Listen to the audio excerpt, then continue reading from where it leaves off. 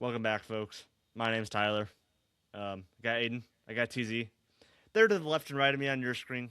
Don't know which way. TZ could be over here. He could be over there. Aiden could be over here. Aiden could be over there. It doesn't really matter at the end of the day because you're just listening to us, really. Yeah. So today we're going to talk about the Cardinals. We had the first starting pitching injury since 2024 for the team with Andre Pallante going on the IL, so we'll talk about that. We'll talk about Quinn Matthews getting a more extended run. We'll talk about a really important Phillies series coming up for the Cardinals. And then we'll get into some more debates, with the Reds and the Cardinals playing each other this week. There was a lot of Sal Stewart versus J.J. Wetherholt Rookie of the Year debate. And then that also kind of bled into a Shohei Ohtani and PCA debate because that is one of the more fun or MVP races we've had in a little bit. You could say Cal Raleigh and Aaron Judge last year, but I think this PCA and Shohei Ohtani MVP race is maybe a little bit more intriguing than even that one. So we'll get into all that on this episode of Redbirds on the Arch. I almost said deal in the cards again, but we're here. So I guess we'll start with the Cardinals are playing the Phillies right now. We are recording this as Game 1 is going on. Cardinals were up 2-0. Joshua Baez just hit a home run in the first inning.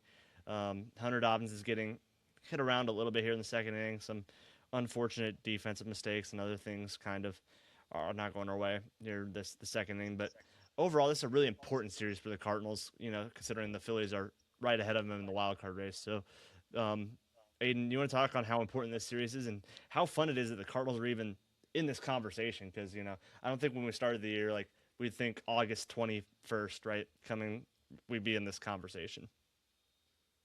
Yeah, it's a lot of fun. I mean, like you said, the Cardinals obviously were not a team that a lot of people thought were really going to compete at all, right? I think a lot of people expected the Cardinals to be at the bottom of the totem pole, even us included. Like, we're not going to deny that. We thought we were going to be a team that was probably going to be like a bottom, I would say bottom 10 to 12 team in the league, likely bottom 10. And obviously being 2.5 games back of a wild card spot is obviously a lot of fun. It means you're playing for something, and when you're playing for something, it's just more fun that way. So, really exciting. But like you said, the Cardinals are playing the Phillies right now. They're I think legitimately a spot behind the Phillies right Two, because now. the Two spots. Padres So are in Phillies between. have okay, okay. Yeah.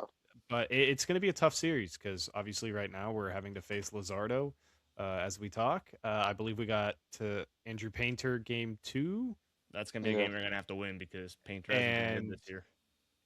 game 3 is I don't remember. Sanchez. Christopher It's a Sanchez. Sanchez. Yeah. So obviously we're facing 3 good starters. Painter's been better recently. Obviously the new changeup has really been effective for him, and it'll likely continue to be effective for him. But the Cardinals really need to pull out 2 out of 3 on this, and we'll see how it goes. But again, it's fun playing competitive baseball. You're playing for something, and it's fun to be a part of it. Yep. TZ, you got anything on this series? And it's off to a good start, and with two lefties the Cardinals are facing, I think Joshua Baez is going to be an X factor in this series. Well, I would say you want to win two, but you at least got to win one, and then you would split the last six, with the Phillies. So it would be 3-3. I know that's not what you want to hear or anything, but that's at minimum what you got to do. If you get swept, it's going to be hard kind of coming out of that. But Yeah. it's going to be a tough series. Yeah. I, I I, mean, I like that Quinn starting tomorrow, though, because he's a lefty. yeah. Yeah. Yeah. I honestly thought the Cardinals might bring up a Cooper Jerpy or Hansel Rincon, who's actually a righty, but the changeup's devastating against lefties. I thought the Cardinals might stack up lefty bullpen arms coming into this series, but that doesn't seem to be the case, at least in game 1. Now, tomorrow, with Andre Pallante going on the IL with some elbow inflammation, it doesn't sound like that's going to be a long stay for him, but it is going to be something. Quinn Matthews is going to get 3, maybe 4 starts, in a row here to kind of see what he can do with consistent, because it's been inconsistent for him. He made the one start against the Reds. He made the start against the Blue Jays, but those were, a couple starts apart down the minor leagues. So I'm excited to see what he can do, putting together 4 starts, maybe even 5 starts if you add in the Reds start with that. So I'm excited for that. I think this is going to be a good team for him to face because of the lefty-lefty matchups. that the Phillies provide. But yeah, Joshua Baez, we already saw, was the X factor, early in this game, and we'll see if he continues that, especially against Sanchez, who's a tough lefty. Um, yeah, I just think going back to Joshua Baez, I don't think we've talked since the 3-homer game in Wrigley. Like, what a debut, guys! Like, we last time we were on here, we were talking about moments of the season that like defined the Cardinal season. I know I talked about the Burley 3-home run game. Um, I can't remember. Oh, the Stanek appearance, and what was that? What series was that? Aiden, I remember you. I think it might have been Phillies.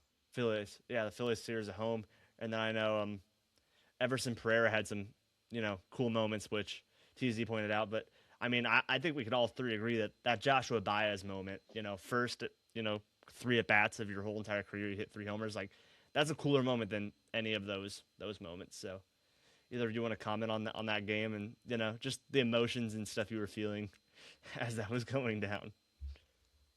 It was cool to watch, right? Like, that's baseball history. That's never been done before in the history of baseball, where a guy's homered 3 times in his major league debut, and being able to live at that exact moment, like that that's super, obviously, like, it's a super rare phenomenon. And I mean, it just feels very cool that I was able to live it. And if I make it far in life, if this ever happens again, I'll be able to tell my kids, like, I remember Joshua Baez being the first player to ever do that. Like, just a super special moment. I think what made it even cooler was like 30 friends and family being there for Joshua Baez and seeing all the videos of the way they were reacting to it.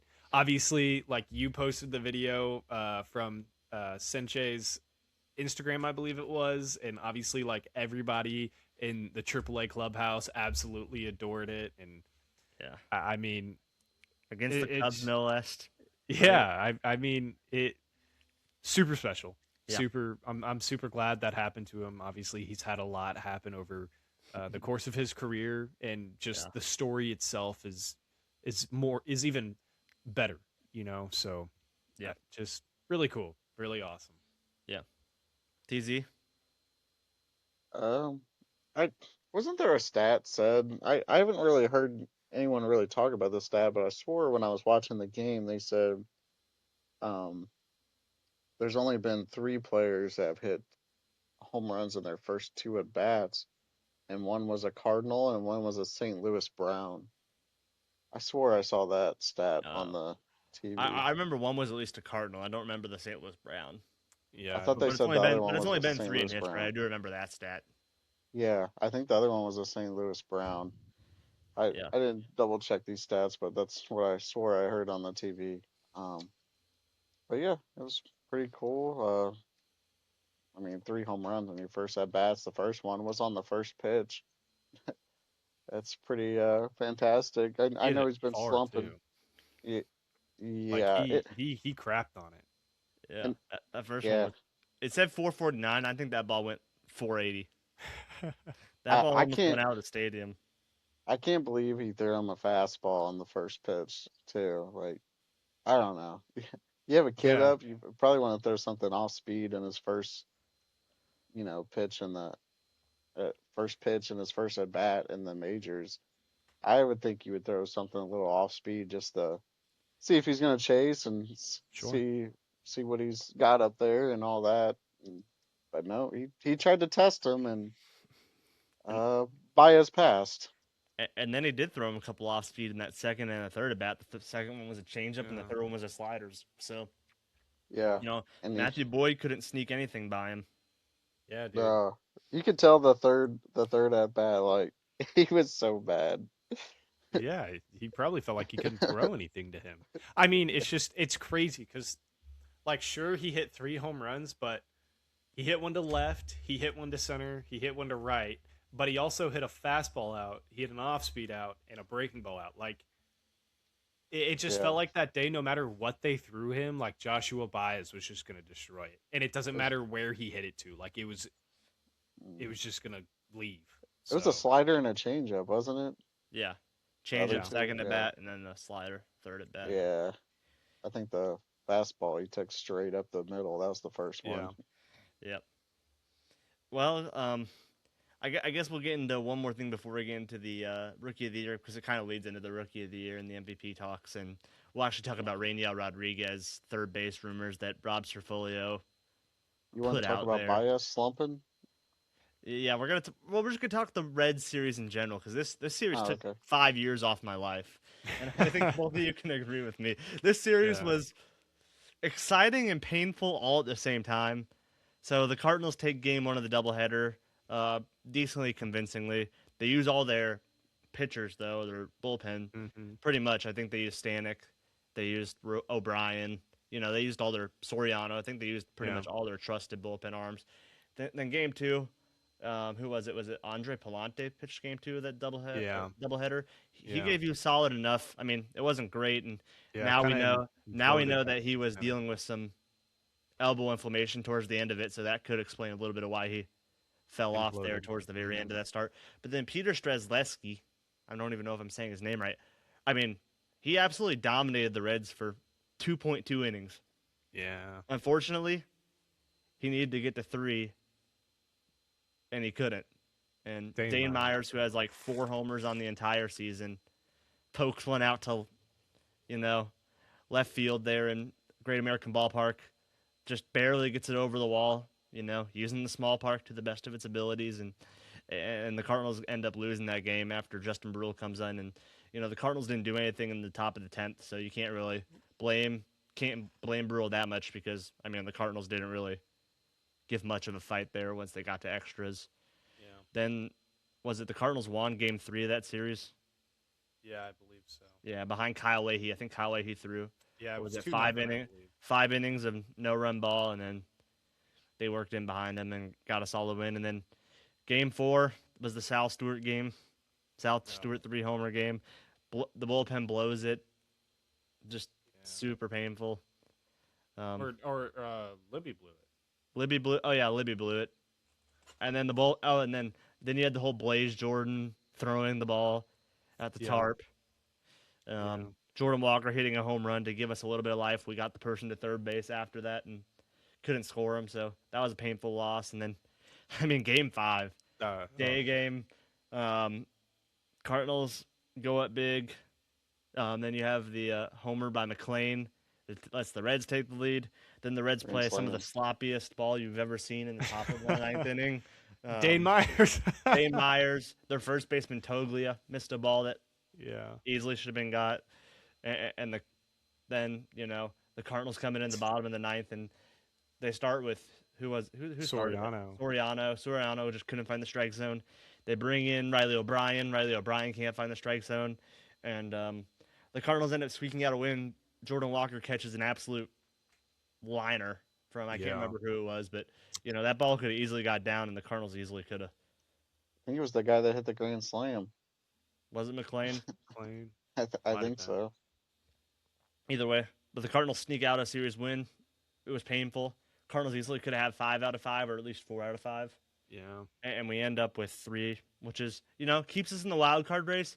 But that really felt like something where we could be a half game, 1.5 games back instead of 2.5 back right now. Yeah. So it felt like a little bit of a missed opportunity, but they did good enough where they've kept themselves in the race. Mm-hmm. Especially for a big series like we talked about earlier. Yeah. I guess we could talk. Quinn had a short start. Any concern about that, or is that just that's just the Quinn experience? Sometimes he's just going to be inefficient at times. I mean, you and I both kind of said it on Twitter that day. Like, Quinn was effective, but at the same time, couldn't really find the strike zone. Found a lot of deep counts. I think it was, I can't remember what I tweeted. It was 6 or 7 different at bats he had that game. Saw 6+ pitches. Yeah. And usually when something like that happens, you're not going to make it very deep into a game, and that's what we saw. But again, I don't know how many times. Yeah, I don't know how many times I'm going to have to say it. Like, it's just a part of his game. He's going to walk guys, but Quinn Matthews is good enough to walk around walks. And again, we saw that on was that Monday? Monday, first game of the doubleheader. Yeah. So. I thought he looked good, other than the fact that he had to throw a lot of pitches through 4 innings. But, again, he was effective. That's what we want him to be. Obviously, it'd be nice to watch him, you know, be to throw more competitive pitches across, his outing and not uh, throw so many balls and just kind of stay out of the strike zone so often. But this is a part of learning for him. So I think we'll get there. Yeah. TZ, since you're a Quinn Matthews fan, did you watch that game first off? And second off, I know you were a little disappointed in the 4 innings. I mean, he's a rookie pitcher. He's known to have control issues. He's probably going to have games like that, but it came at the wrong time. You got 5 game series in 4 days, and that was a doubleheader day, and Mm-hmm. giving your team 4 innings, just you knew that was going to come back to bite us in the butt in the second game. But overall, you kind of knew we'd probably win one and lose one, and that's what happened.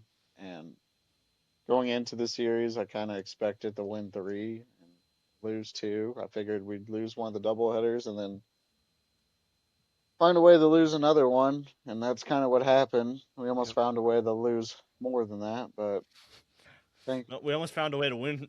You can look at it either way, right? We almost found a way to win more than that. We almost yeah, found a way to lose more than Yeah. yeah. I mean, but we won the amount of games that we kind of thought we needed and would win, so it just Yeah. wasn't pretty. Yeah. And then I was gonna say something about Libby. I didn't think Libby lost us that game because like didn't he pitch 6 innings too?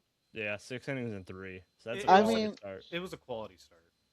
yeah. If before that game you said, hey, Libby's gonna give you 6 innings, but he's gonna allow 3, you guys would have took that in a Yeah. heartbeat. Yeah. Everybody Sure. would. Yeah. I think So the problem though is you have Sal Stewart who's on pace to hit over 30 home runs this year. You have guys on first and third with 1 out, I believe it was. You're up by 2, and you cook a fastball almost right down the middle. middle, and it gets destroyed. Like whenever, like personally, I don't understand how you could have a righty lefty matchup and throw a 4 seam fastball in a pitcher's count, especially if they were trying to locate at the top of the zone. His fastball isn't good enough to get swings and misses at the top of the zone. So and his off speed pitches were working all day for him, and you probably should have just thrown it. Even if guys knew it was coming, they just had uncomfortable swings, and it was one of those moments where it felt like they almost overanalyzed it. Like like they had no game feel there. And I think that's a pitch obviously Libby would have wanted back, and I think he was executing so many great pitches over the course of the game, especially with his curveball and his slider, and that's what makes him a successful pitcher. And they didn't go to that. That's where the issue is, Yeah. at least for me. I wonder if it was like the catcher that called it. I don't even know who was catching, but I wonder if they like called for a fastball. And I mean, Libby still misplaced it probably, but Yeah. I think the idea was to mm, get it up, and he just didn't Yeah, get it high enough. maybe it was yeah, supposed to be a waist pitch up, and maybe he was supposed to set up a breaking ball down. But I mean, yeah, regardless, Sal Stewart chases out of the zone anyways. He has some whiff in there, and I probably would have just gone with a breaking ball down. And maybe they were afraid he was going to hang it, and unfortunately, he hung a fastball instead. yeah. uh, Sal Whatever. Stewart didn't even have to move the PCI for that one. no. No. Are either of you guys concerned about the whole Joshua Baez only having 1 hit in that series? Or I mean, No. we had the homer now here in the start of the Phillies series, so it feels a little bit better. But Even before that, now. no, He was hitting the ball hard. Yeah, I mean, he almost took one to center in Cincinnati. He did have a base hit. He also had like a 111 mile an hour line out, I believe it was. hmm Like, I don't know. I thought there were some strikeouts, but again, like we expect that, and yeah. for the quality of contact there was, like I felt okay with it. hmm I don't even think all the strikeouts looked that bad. Like there was Man, who was the one? There was that one that looked pretty bad where he got Yes, hit by the pitch and then he had to yeah, finish that at bat. That was bad. yeah. There was probably at least two I can think of that were bad, but then there was one like He had can't some remember the competitive pitcher. strikeouts. There was like some righty, and the dude was just making pitches. I think it was a Cub. It was during the Cubs game. There, one of them was just making pitches to him, and like sometimes you just gotta tip your hat to the pitcher. But overall, I feel like Baez, at least most of the bats I have seen, I don't see every at bat like I want to and probably should. But some of the bats I felt like he had good vision up there and plate discipline. Hmm. Like he was laying off some stuff and swinging at it when it was in the zone. And there was times the time you have to tip your cap to the pitcher, there was like a changeup like inside on the hands or something like that, and he didn't swing at that. I'm like, I wouldn't have swung at that either. Like Yeah. that's just a good pitch. You Hmm. got to give it to that pitcher, and that was like strike two of that at bat. But then he did end up striking out. But like I said, I don't think it's looked bad. Like you said, he's hitting the ball hard. What most of his hits I feel like are 100 miles per hour, just to the right to the outfielders. Yeah. Yeah. Yeah. Well, JJ had a pretty decent series. Obviously, he had the hit that tied that last game. Not hit, probably an error. Sal Stewart air. That's what we'll call Sal it. Stewart error. He had a decent series. He's been slow as of late in terms of the offense. We saw Sal Stewart pretty much at his full force this series. I don't remember how many hits he had, but he at least had the homer and another single in the what was that, the 10th inning of that second game of the doubleheader. Those are the two that I really remember, but I'm sure he had more than that. But yeah, JJ, Sal Stewart, they're locked in. Depending who you ask, a very tight rookie of the year battle. I think Vegas, last time I checked, in the sports books have it like JJ minus 180, Sal Stewart plus 190 or something like that. So they have JJ with a Yeah. slight lead, but it's super close. So Yeah. Hmm. I guess we'll start with TZ because TZ was kind of the one that brought up this topic and was Oh like, we should God. talk about this on the podcast. So TZ, the stage is yours. Well, I'll start with this. I think it's kind of funny how we're using defense as like part of the conversation and how that counts, and the Reds fans are saying no one cares about defense, and then that's what lost them game 5 was Yeah, defense. yeah. But putting that to the side real quick, I don't think JJ's rookie of the year, and I know I'm gonna get hate for it, but uh, I mean South Stewart's leading the NL or all of MLB or something like that All of in MLB. RBIs. Yeah. Oh, again. uh, yeah, he's leading all of MLB in RBIs. I'm just gonna say that's probably your MVP right there. On top of that, he's on pace for, like you said, over 30 home runs. Um, the glove's not like great. It's not even close. I think the stats say it's kind of mid, but he is a utility player technically. I've seen him listed as like uh well He's played yeah, have he's you played seen some very below average second base and third base, but who's that one guy that always tweets those lists of it'll be like top WAR or second baseman? It's like TJ stats. yeah, TJ stats, Thomas Thomas Nesteco. Nesteco. I think it's that guy. Yeah. Like there was a Shout out him. top utility player or something, and Sal Stewart was like the Reds one. And so I mean, if he's got that going for him too, and he's leading all of MLB in RBIs, which is including like number 2 and 3, which is Jaywalk and Burley, then like let me ask you this. If Burley was a rookie of the year, would you give it to him or would you give it to JJ?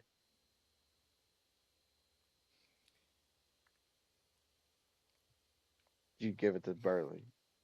Mm, I argued I still argued JJ in my tweet when I me and Brandon Kiley were arguing. I think a lot of Cardinal fans, like, I don't think you guys are being full homers on it, but a lot of Cardinal fans are just like only seeing Cardinal red, and you can't really do that in this. I trust me, I want JJ to win it too. The bat's been a little cold besides yesterday. Was it yesterday? Okay, but I'll say this though, like the difference is like not only are the counting stats there, but like even Burleson's like expected at like numbers are elite. Like he's hitting in a ballpark that isn't hitter friendly. Sal Stewart is, and I think you're kind of seeing that in terms of WRC plus. Like Burleson's a 133 WRC plus hitter right now, and Sal Stewart last time I checked was 114. Yeah. I mean, Alec Burleson's almost 20% better than him. You're talking about expected numbers, though. Nobody's No, you're looking not. at that when they're. Well, WSC he plus is said not expected. at the start though. He said expected. Yeah, but I'm just saying, like Sal Stewart's. There's no deny if you're a Cardinals fan and you're denying that Sal Stewart's had a great offensive year, like that's just bogus, right? Like Sal Stewart's been great offensively. I mean he's got almost 30 home runs. He's going to have over 100 RBIs. He's obviously helping his team out there offensively. Like there's no doubting that. But like when you look at certain stats across the league, like nothing jumps off the page. You know what I'm saying? Like WRC plus is a way to evaluate hitters based off ballpark factors.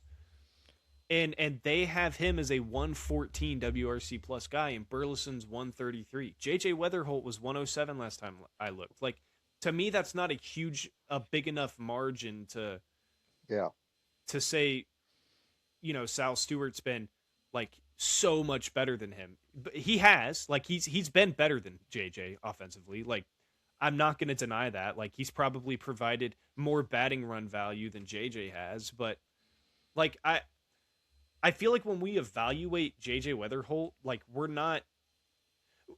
I think it's hard to evaluate two totally different archetypes. Yeah. You're looking at a leadoff hitter who's getting on base a crap ton. If he's got almost a 2020 season, and then you're comparing that to a guy you're expecting to hit 30 home runs and hit over 100 RBIs because he's batting in the 3-hole. But then at the same time, you look at WRC plus, and they're providing almost the same amount of value. Yeah. But then when you look at base running, JJ's got more base running value than Sal Stewart has. He obviously has better sprint speed. JJ's almost got 20 steals. Now, Sal Stewart's got 13. That does shock me a little bit, but he's got 13 last time I looked, or maybe he has 12. And then you look at defense, like, I don't think Reds fans understand how good of a defender JJ Wetherholt's been. Like, we're not talking like, JJ Wetherholt's been an above average shortstop. We're talking he's been a top 3 defender in all of baseball. Like he's right there neck and neck with Pete Crow Armstrong.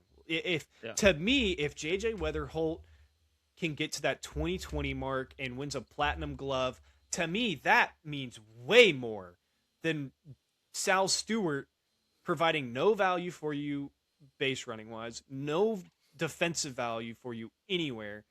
And hit a 30 home run season, 100 plus RBI season in a ballpark where he probably should be doing that anyways. Yeah. When I watch Sal Stewart play defense, I don't see anything very impressive with it. If anything, there's plays that I think he should make that he doesn't. He's not athletic. It's going to keep going down now. Yeah. I think the stats are going to keep now as these models start to incorporate scooping, as we saw with and receiving MLB Savant's scooping and receiving scores. Alec Burleson's a +7. I think he was number 1. Yeah. So shout out Alec Burleson, best scooper and best receiver in the league at first base. That should boost up his value. And the outs above average and range category don't exactly love him. I think the receiving's been incredible. So you got to take that into account. But Sal Stewart was like a -4. receiving runs. So like he's not a very good receiver at first base. He doesn't move well enough to play any real infield position. No, So he's it's definitely gonna get moved to first base like full yeah, time yeah. eventually. I think the main argument with JJ is he provides more value in more areas. Now, obviously, I feel like when you look at voters, they're going to value the offensive statistics the most, Yeah. right? Hmm. But in terms of Yeah, overall full value, I think it's hard to debate that JJ's not the more valuable players in terms of all aspects of the game, which, you'd hope the rookie of the year award would be that, but I do feel like maybe South Stewart will get the vote just because of how good the offensive stats are, even if, you know, that's expected in Great American Ballpark, you know. yeah. I think they're very close. Like I'm not sitting here telling you it's easily Sal. Like it is debatable. I think at least the rookie of the year conversation is And then because they Carson are Bench has so been good too, close. which Yeah. sneaky. Yeah, but I don't think he's good enough to win. Mets fans are acting like he should be it, but he's not. And I think he's probably clearly number three, Yeah. but I, I wouldn't put him at one or I feel two. like he's better. I'm going to give Mets fans credit here. I think he's a really good player. I think he, Yeah. I think he Yeah, should be considered right in that same tier with those guys. Honestly, like you look, I think he's got like a 128 WRC plus and is a plus defender. Now, not on JJ's level where Platinum Glove is in the picture, but yeah. I like don't think because at JJ this point, wins JJ platinum. Wetherholt by pretty much all metrics has the Gold Glove locked up at second base, Yeah. which is a Yeah, super competitive position in the NL this year. Yeah. yeah, true. Um, I don't know. I think that race is very close. If I was choosing a player to like draft and put on my team and build a franchise around, I'd pick JJ pretty easily. Yeah. But just off of this season, I feel like I give the slight edge to Sal. Now, if JJ can kind of get out of the slump and hit at least decent, I'm not saying he's got to hit like a superstar or anything. Just get his average up a little bit, get it up to like 250 or something. I think that would help a lot. Yeah. Hit a couple doubles too. He hasn't hit many doubles this season. Yeah. Yeah. Um, yeah, I don't know. I think Sal Stewart. I think I want JJ to win the award. I think he's more valuable, so I think he should win Yeah, the award in that sense. But I just think if he doesn't get out of this offensive slump, I think both of you could agree with me.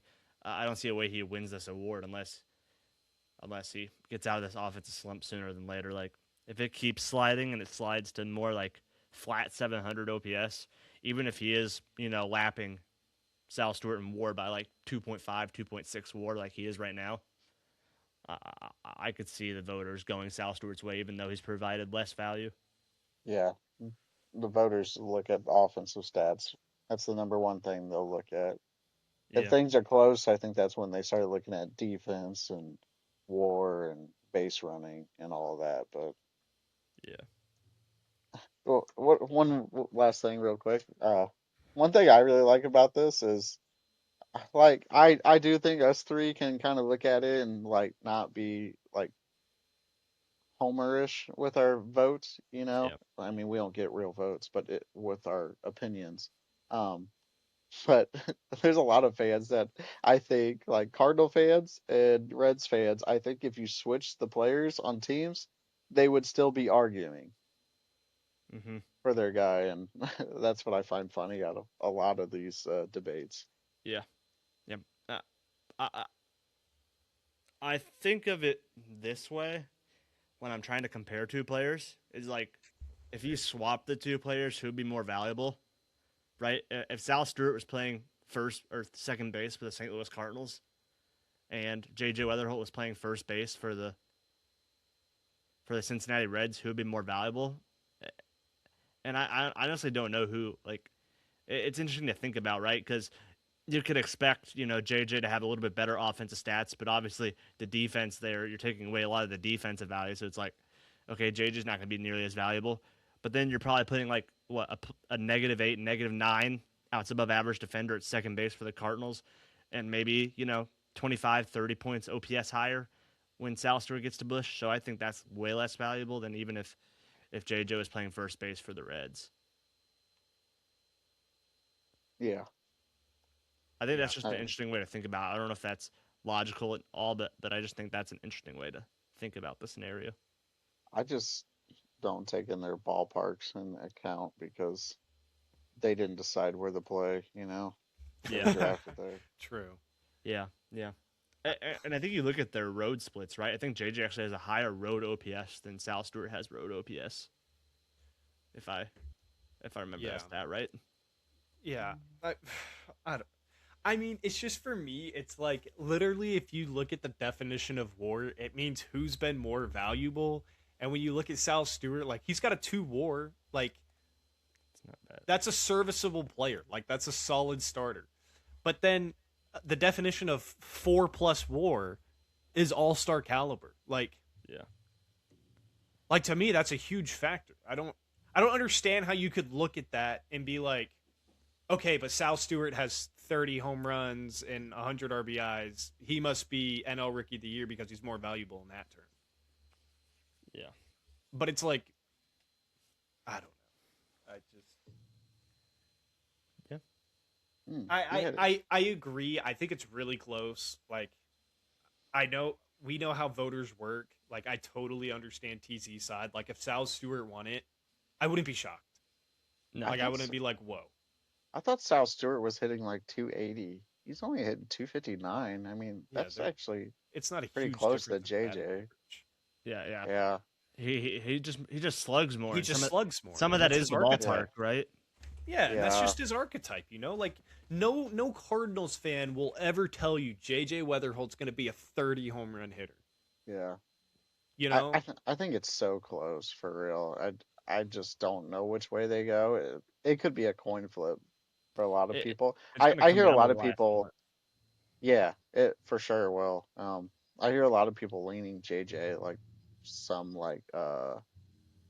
people that don't have a horse in the race, you know, like New York Mhm. people and stuff like that, and I- accounts that are fans of other teams and stuff like that. They all say JJ, but I think it's just very close, and it's just funny listening to the debates because it- it could it- go either way.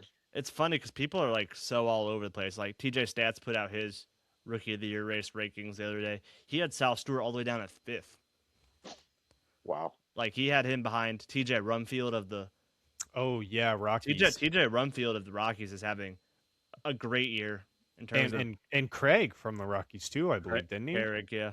Or Carrick. Yes. Carrick, A- yeah. And then obviously I think he had Benj in front of him too, which Carson Benj needs more credit. Like Yeah. he's an incredible player himself. So Mets fans want McLean up there too. McLean's been good, but He's been good. it's hard for I feel like it's always been hard unless you're generational talent like Paul Skeens for a rookie pitcher to win the award. Yeah. Yeah, I mean Paul Skeens probably should have won the Cy Young that year, but because he didn't pitch the first month or two, that hurt him. Yeah. Well, boys, you want to transition over to the NL Probably. MVP Yeah, let's go race? to MVP. So PCA, Shohei Ohtani. I know TZ had a very passionate tweet about this debate, you know, and he got a lot of likes, he got a lot of comments, he got a lot of dislikes. So Yeah. TZ, like we did with the Rookie of the Year's talk, the stage is yours since you set up this whole debate. Okay. Ohtani, he's pitched 85. 85-ish innings, almost 86, I think. Yeah. He's supposed to come back in September and pitch again. I don't know if that means early September, mid-September, playoffs, what it means. But so he's pitched 85 innings. Would you say 85 is a very good number for if he was a reliever? I mean, 85 is a ton for a relief pitcher. Yeah. Yeah. Would you say a starter is more valuable than a reliever? Of course. Yeah. Would you say a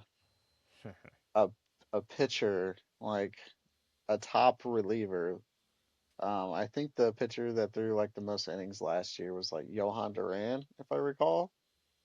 So would you say Johan Duran was better last year, or would you rather have a guy like Kevin Kiermaier's defense? Like what would be higher on your rankings? Here's uh, it, the thing is, this is not Kevin Kiermaier's defense though. It is It's a Kevin it's a Kiermaier's level of defense. defense we've never seen like ever. yeah. Like this is Plus, a Yeah, different level. This is plus, like the best defender we've ever seen in the Statcast era type of. while being a I mean 30-30 guy, you're like, but you got to put the offensive numbers to the side because the offensive numbers are almost identical. Technically, Otani is a little higher besides yeah, stolen okay, bases, which is very odd because Otani usually steals a lot of bases. And let's also remember this: Otani isn't pitching because he's hurt, and he's still doing what he's doing. He's still putting up better offensive numbers than PCA. Yeah. weren't they like neck and neck though in a lot? Yeah, I mean, it was like a 906 OPS versus like a 925 or something. Like And they're like one PCA homer and one day where Otani goes 0 for 4 away from being pretty much identical on the OPS. Yeah, so, also, like, real quick, you can say PCA's defense is better than Kevin Kiermaier. Pick your poison of center fielder. I don't care who you pick, but Otani's numbers are also better than Johan Duran's last year. So, yeah, but you're comparing a starter with a reliever. but a starter is more valuable than a reliever. So I gave you a guy that's less valuable But how can a starter be reliable if he's only thrown 85 innings? because that's half a season, and he's done it at a Cy Young level, under 2 ERA. He's 8-1, I think, in 14 starts. Oh yeah, he's been great when he's Uh, pitched. Yeah, he's absolutely. he's pitching like Mizorowski level in 14 games. That's just unbelievable. Okay, On top of hitting 30 home runs and hitting like so so then your 297 last argument I saw. could also say that he should be Cy Young then, no? No, because he's only pitched half a season.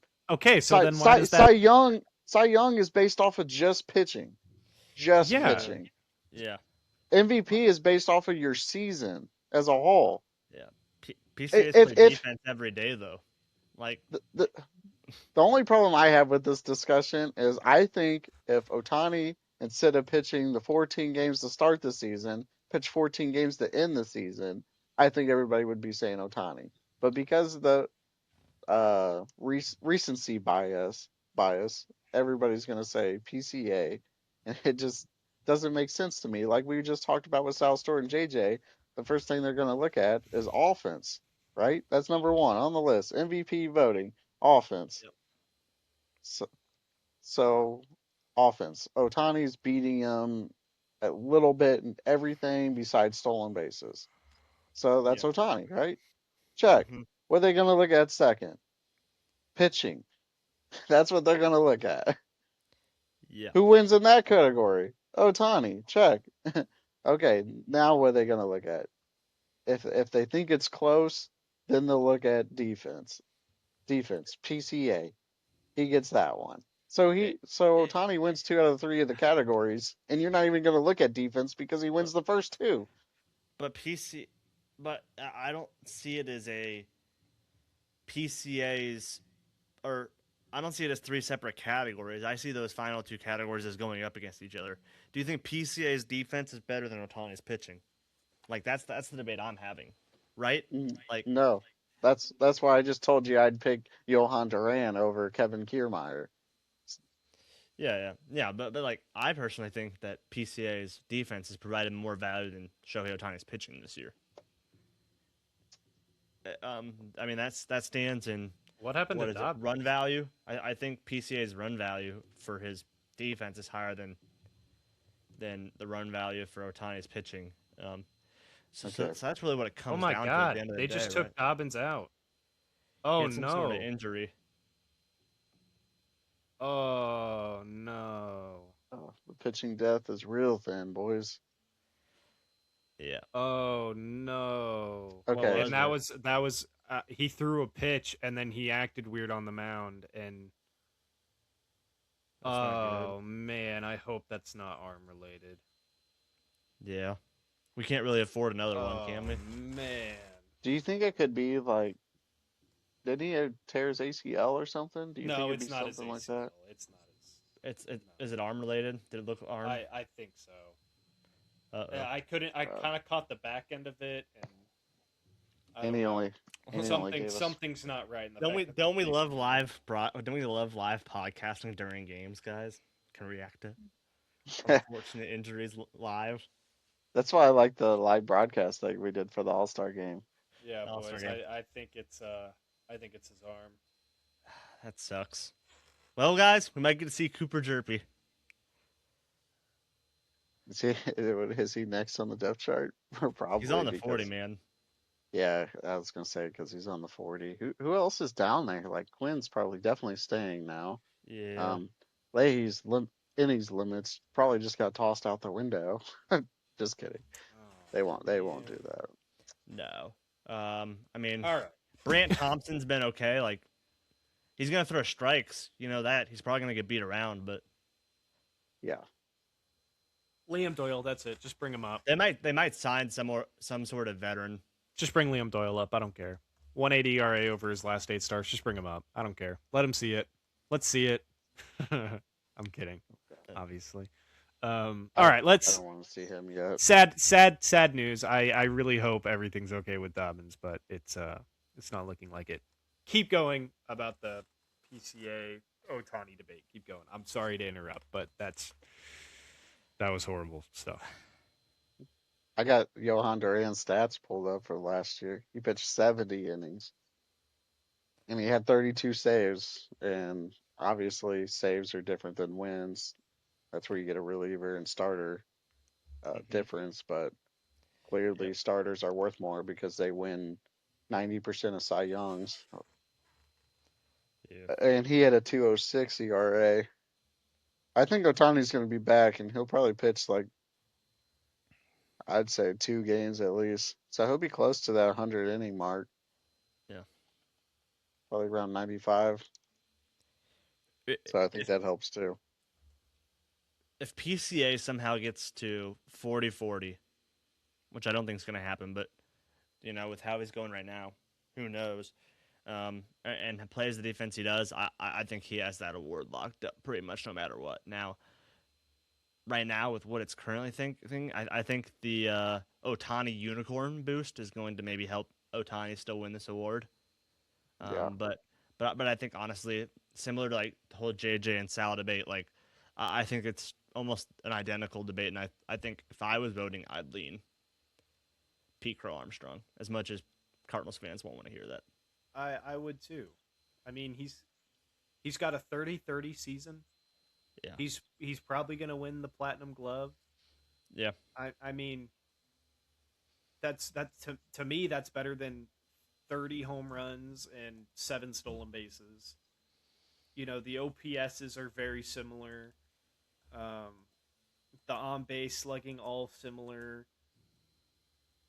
I mean, PCA's defense is basically Shohei's pitching. Now, what Shohei can do is obviously cooler and way more important because, like TZ said, pitching is more valuable. But I think the fact that PCA's played in almost every single game this year and he's done amazing things on both sides of the baseball, and Shohei's really done it only on one side the whole year. He's maybe got 2 months of starts under his belt this year. He's got 14 starts. Like 2.5. To me, it's PCA this year. That's like 3.5 months. Probably 3 months, maybe. That's like 3 months. So he was the ace, so he probably was getting 2 starts a week. He's Some got weeks 14. he was maybe getting 2 starts a week. He's got 14 starts, so Yeah.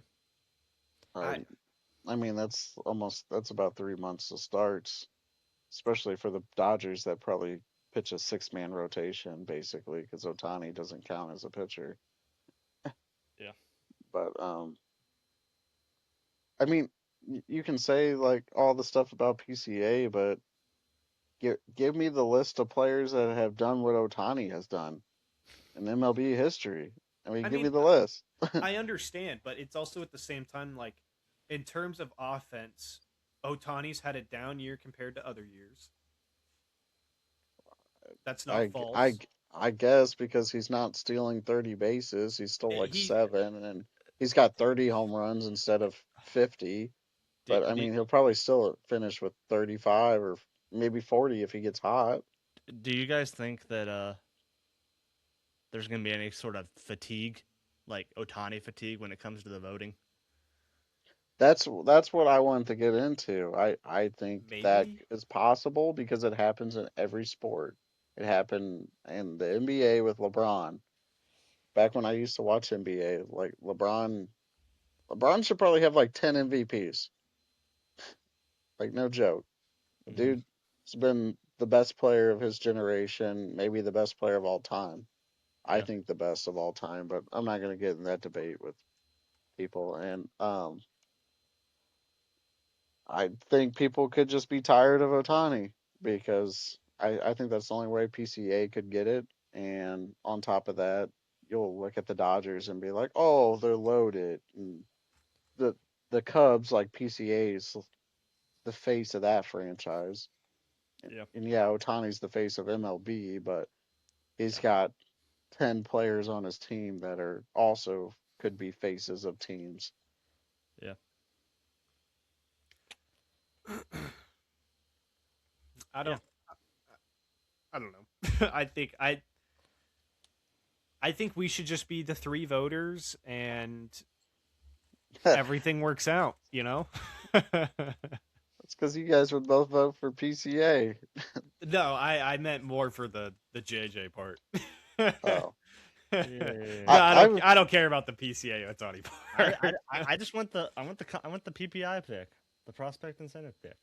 yeah, I'm probably leaning a little JJ right now, but I do want to see the bat turn around, and if Sal Yeah. stays hot, kind of like he has been recently, then it could slip away from JJ. But the MVP, I definitely think is Otani. Like Yeah. no player does what Otani's doing. I mean, look what Cal did last season. He had 60 home runs as a catcher and didn't win MVP. That's because Didn't Aaron Judge? Judge was having like the best hitting season from an OPS standpoint in like the history of the game, outside of like Ted Plus, Williams. plus a big thing for Judge is he was a better defender than Cal Raleigh was last year. That Yeah, was also another argument. Yeah. but Cal was a catcher. There's a lot of wear and tear on those guys. As we can see this year. Yeah. Uh, I told some of my buddies they were talking about how good Cal was, and I was like, I'm just letting you know this right now. That was a one-hit wonder for Cal. I'm not saying he's not good, but that he probably won't be that again. you would have Like, just said don't you should expect have that. just said he wasn't going to be good. Yeah, Then I we would wish have I had fun. did. Um, He might bounce back. but I mean, if Otani would have pitched the whole entire season like this, we're not even having this debate right now, Oh right? yeah, absolutely. Yeah. The dude was like top three at least in Cy Young before he went down. Yeah. I mean, that's Yeah. just unbelievable. I'm sorry, but like nobody's gonna win MVP as long as he's pitching half a season and If he under a gets two over 100, ERA. if he gets over like 110 innings He and ain't like doing that. keeps it below 2, He ain't doing it's that. going to be a hard. He might get to 100. He's not getting to 110 Yeah, because probably not. at most he's getting three more starts. He'd have to be And super. Yeah, he's not getting there. yeah, You boys want to move on to our last topic? Yeah.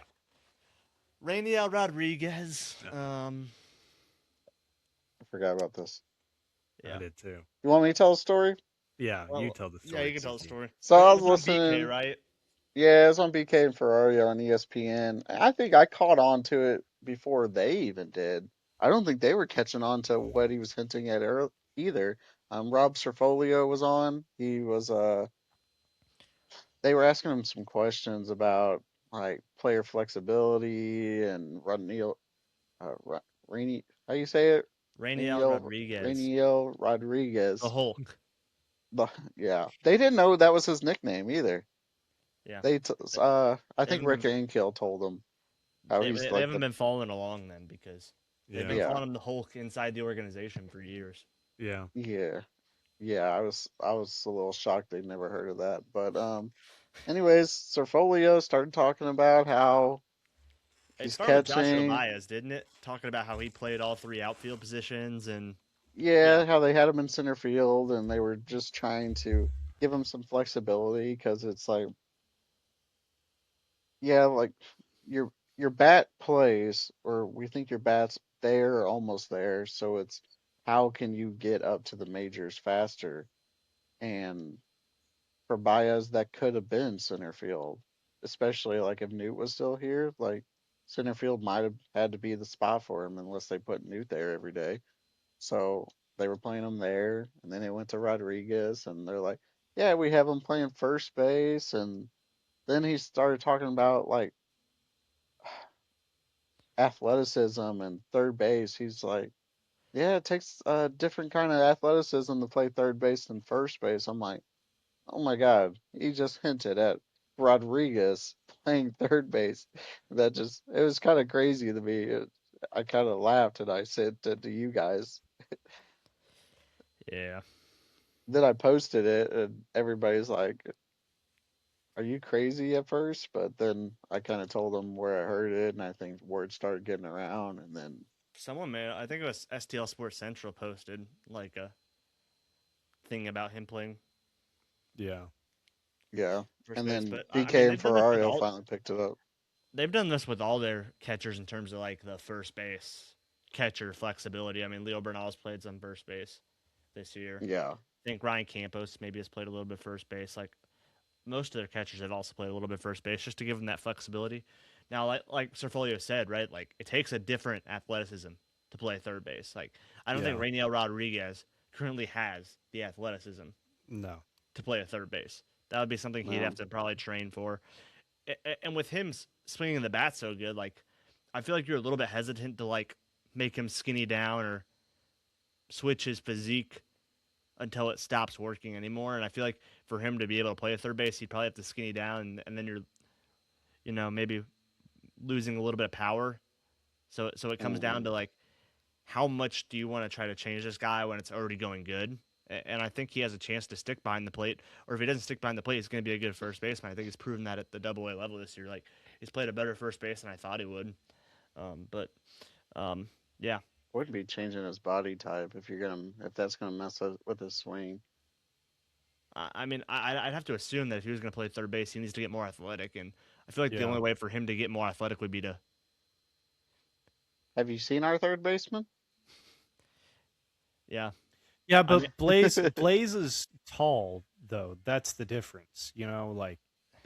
Like I don't want to Rainiel hear is a that. little short and stocky, like I don't want to hear Blaze is tall, so that helps him because when we were talking about Walker, everybody was saying he was too tall. Also, are any of us impressed by Blaze Jordan at third base? Like if Rainiel comes up and plays a Blaze Jordan third base, like I'm not going to be that happy if that switch happens and that becomes the ultimate defense of I it don't all. even know if he does that. I just don't Yeah, trust probably the not. arm enough. I don't think the arm's accurate at all. Well, it is. It Oh is. God. Me saying it all is uh, trying to emphasize that I don't buy into the arm being accurate enough to make consist. Like to me, like his arm gives It's me a like totally Matt different throw Carpenter though, too, vibes right? Like from like yeah, a throw from home plate and getting out of your crouch is totally different than some of the rangy plays he's going to have to make and the arm angles he might have yeah, to involve when it comes to, because like catchers don't really have to use different arm angles. Like that's not something they maybe have at to do. times, but Yeah, but like, if you're a not third often. baseman or a shortstop, like not shortstop, but he's not gonna play shortstop. But if you're a third baseman, you might have to do a sidearm throw on a bunt coming in, crashing in, or you might have to, you know, do a ranging throw, if you're going to your left, to get a ball Yeah, in the gap. And Rainiel's never done that before. Like Maybe he did a little bit in high school. Like there is something on his max prep saying that he played third base. A little bit in high school, which who knows how true that is. Who knows? It's also catcher, so I feel like he probably played a majority of his time at catcher in high school. Yeah. But maybe he played like 1-2 games over there. He only played 2 high school years before he had to go back down to the Dominican Republic and sign with the Cardinals and get ready for all that stuff. But when he was in Philadelphia, he might have played a little bit of third base, but not enough where you're like, yeah, let's get it. Yeah. Another Jordan Walker homer, by the way. Just hit one? Yeah. Wow. Yeah, I'm watching it right now. Spoiler, huh? Wow, now I gotta watch. That's awesome. To the opposite field, too. That's twice we've had right-handed guys take a fastball the opposite way from Luzardo and hit it out. Yeah. That's awesome. Yeah. And Well, to boys, battle no back from 7-3. down 0-2. He was E- e- 0-2 in that count. Yeah. Either of you Yeah. have anything on the Rainiel Rodriguez? I guess Aiden, I'll let you talk. Since or It did I shouldn't cover happen. all? That's all it is. That's you made all the important points, and I think that's all that needs to be said. I'm not gonna repeat what you already said because I had the same ideas. So I don't think it should happen either. I think Rodriguez's only way up is if, honestly, 2 of him, Herrera, and Burley, I think, can only be on the team, probably. Yeah, they can figure it out. I think. Maybe if you move Herrera to outfield somehow, like left, and Baez the center, but I mean, I don't know if you I got to like consider the. like someone's always going to be injured probably most of the time. You can't consider that, and especially. then you're also like they're 3 good enough hitters that you'll find a spot for him. Like if Ivan Herrera ends up being in the outfield, Yeah. you can find a spot for everyone. It just depends where's that. Why don't you gonna move be at. Herrera to third base and let Rodriguez DH instead? Ugh. They're talking about 2 interesting arm actions there. So I who mean, knows? you clearly don't trust Herrera catching. The Cardinals don't. Yeah. So, I mean, I feel like they trust him more than the fans trust him because I don't think they would keep letting him go if they didn't. and Herrera's. Yeah. You said Rodriguez would have to slim down. Herrera's a little slimmer than Rodriguez, probably, right? From a build standpoint, yeah. So maybe that's your Herrera's option. just huge. He's just strong. I love watching his workout videos. Like he puts in work, man. Yeah. Exactly. He's gonna have that cannon for third base. His legs are massive. Like I wish I could get my legs that size. Like His legs are it's half the size of amazing. Leonardo Bernal. Yeah. Have you guys it's ever just seen Leonardo amazing. Bernal in person? Nah. The guy's got I wish. like literal tree trunks for legs. Like that guy's got to squat got like stumps. 700. He's Like got that, stumps. that guy could be like I think that guy could legitimately be like a D tackle at like college football or something right now. Like the Maybe man's huge. pro bodybuilding. Maybe a running back. No, bro's No. not. Running backs got pretty big legs on them. Yeah, but Leo's just Uh, he ain't the running back build. no. I mean, he's not a D tackle build. Yes, he is. He's more D tackle build than he is running back build. Yeah. Okay, boys. I think we've went off the edge. We're an hour and 3 minutes into this podcast. Let's finish it up. Make sure we to follow probably should. Aiden Gray Baseball. Aiden G. Aiden underscore G. baseball. _ baseball. He just started back up with Belmont, so we'll see how much yeah. he posts here. But I'm still gonna post. I'm still gonna post. TZ obviously is having a bunch of fun debates, which is kind of what sparred this episode. So follow me because I lost like 2 followers apparently. yeah, everybody follow TZ. because I picked Otani over PCA. Isn't it Zoomwalt _ Tyler? Yeah. Something like that. Look for a big TZ. Yeah. With a TZ logo, Cardinals logo. And then for me, just everyone, thank you guys for 6K followers. Yeah, so that's fun. crazy. Yeah, don't follow him. He's got enough. That's crazy. So yeah, thank you guys for that. I mean, it's just been growing rapidly. this year. So it's been fun. And we'll see you next time on Redbirds on the Arch.